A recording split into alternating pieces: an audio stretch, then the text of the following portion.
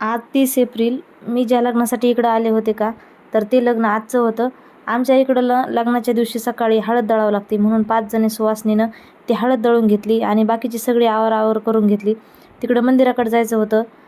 तिकडं होतं लग्न. मी नवरीसोबत त्या पार्लरवाल्या ताईला पण घेऊन गेले आणि नवरीचा मेकअप करायला सुरुवात केली. मेकअप तर केला होता, पण जेव्हापासून मेकअप करायला घेतला का तेव्हापासून जी लाईट गेली, तर लाईट 3 ते 4 तास आलीच नाही. मग काय नवरीचे हे असे काय हाल झाले होते. तिला सगळ्या जणींनी हवा घातली. पोरींनी घातली होती हवा थोडा वेळ, पण त्यांना कंटाळा आला म्हणून नवरीच दरवाजात येऊन बसली आणि ती तिच्या हातानंच हवा घेत होती. लग्नातनं DJ असल्यामुळं लग्न लावायला खूपच उशीर झाला होता. म्हणजे 12:30चं लग्न होतं, जवळपास 4 वाजता लागलं. नवरदेवाचं गाव खूप लांबचं होतं, तर त्यांना तिथून निघायलाच उशीर झाला होता.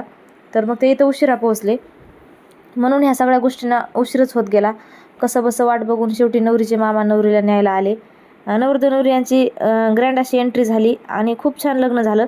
मला काय लग्नाचं शूट घेता नाही आलं, कारण नवरीची आई खूपच जास्त रडत होती, त्याच्यामुळं मी ते काढलं नाही व्हिडिओमध्ये. जेवण आधीच करून घेतले होते सगळ्यांनी. मग काय बाकीचे विधी करून घेतले, कन्यादान, सप्तपदी आणि साडे.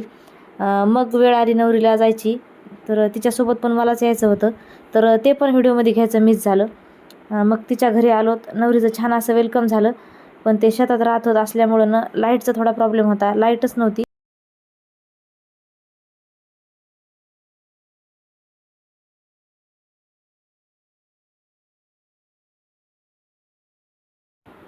म्हणून मला सगळा व्हिडिओ नाही घेता आला.